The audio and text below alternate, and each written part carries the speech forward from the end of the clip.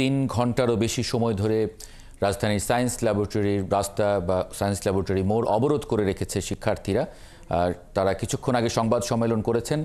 তারা 6টি দাবি তুলে ধরেছেন। এরপরে তারা সেখান থেকে সরে গেলেন কিনা সহকর্মী সৈকত সাদিকের কাছে আমাদের প্রশ্ন থাকবে। সরাসরি যুক্ত হচ্ছেন তিনি আমাদের সঙ্গে।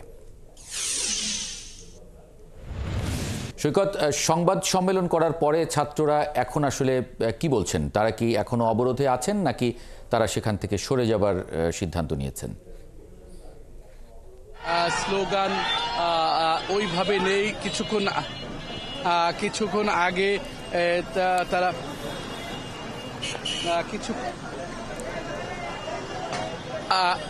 মাহবুব এখন পর্যন্ত তারা অবরোধে আছেন। তারা কিন্তু বলেন নাই যে তারা এখন সরে যাবেন।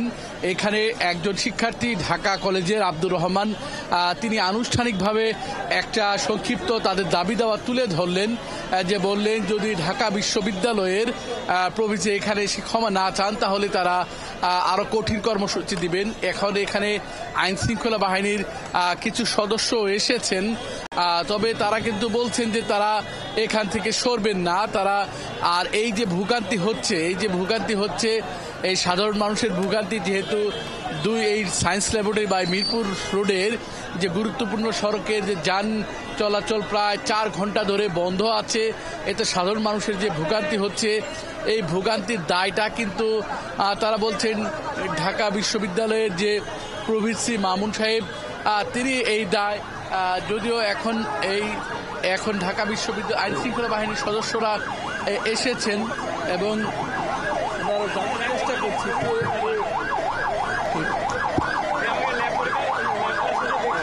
এখানে আইন শৃঙ্খলা বাহিনীর সদস্য সহ আরো 2-1 লোক এসেছেন এবং প্রতিনিধির সাথে কথা বলছেন।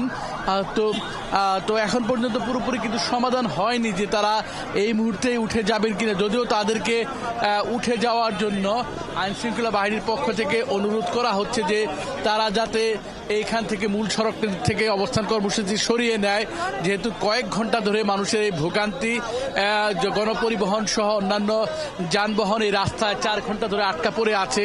মানুষের একটু ভোগান্তি বা দুর্ভোগ তৈরি হয়েছে, এর জন্য তাদেরকে অনুরোধ করা হচ্ছে। কিন্তু শিক্ষার্থীরা তারা কিন্তু তাদের জায়গায় রয়েছে। তারা ঢাকা বিশ্ববিদ্যালয়